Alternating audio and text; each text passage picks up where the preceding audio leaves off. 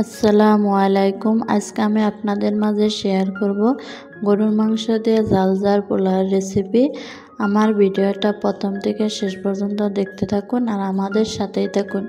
আমি তার জন্য প্রথমে মাংসগুলো ছোট ছোট করে কাইটে নিতেছি।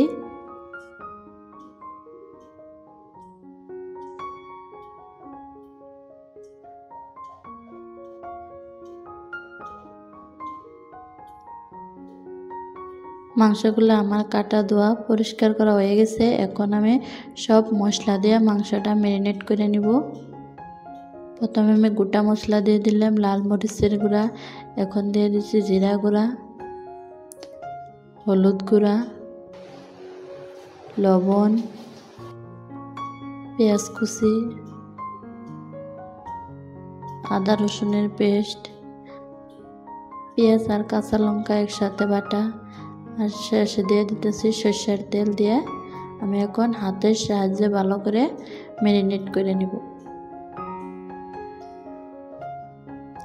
আমার ভালো করে ম্যারিনেট করা হয়ে গেছে। এখন আমি ঢাকনাতে ঢাকে চুলায় বসিয়ে দিব।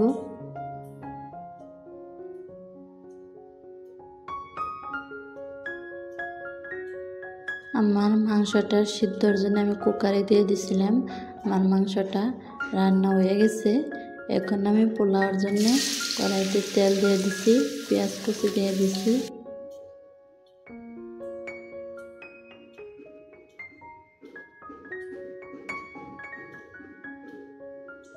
পেঁয়াজটা অল্প হালকা নাড়ে ছেড়ে নিলাম। এখন আমি একে একে সব গোটা মশলা দিয়ে দিব।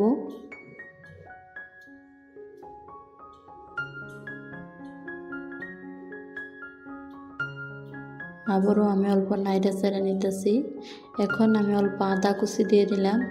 আমি আদাটা কুচি করে দিই, এভাবে দিলে আমার ফ্লেভারটা ভালো আসে। এখন আমি দিয়ে দিলাম আদা রসুন পেস্ট, জিরা গুঁড়া, অল্প হলুদ গুঁড়া। এখন সবগুলা আমি ভালো করে মিশিয়ে নিব।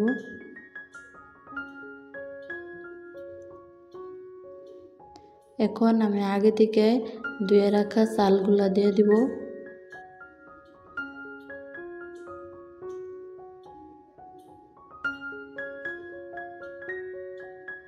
মশলার সাথে চালগুলা আমি ভালো করে ভেজে নিব।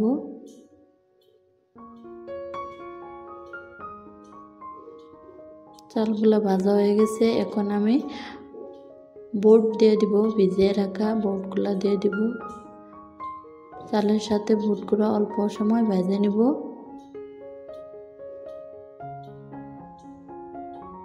ভাজা হয়ে গেছে। এখন আমি রান্না করা মাংস দিয়ে দিতেছি। মাংস দিয়ে অল্প নাইড়ে চাইড়ে তার পাশে আমি গরম জল দিয়ে দিব।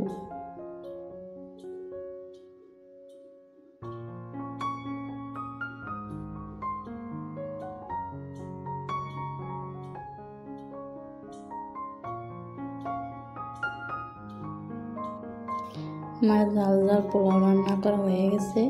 আমি অফ ক্যামেরার পাত্রটা চেঞ্জ করে দিয়েছিলাম, কুকারে দিয়ে দিয়েছিলাম। আমার পোলাও রান্নাটা কেমন হয়েছে আপনারা কমেন্ট করে জানাবেন।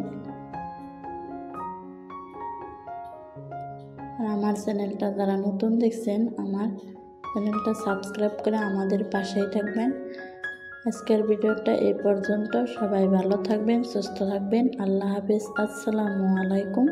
আবার দেখা হচ্ছে আরেকটা নতুন ভিডিওর সাথে।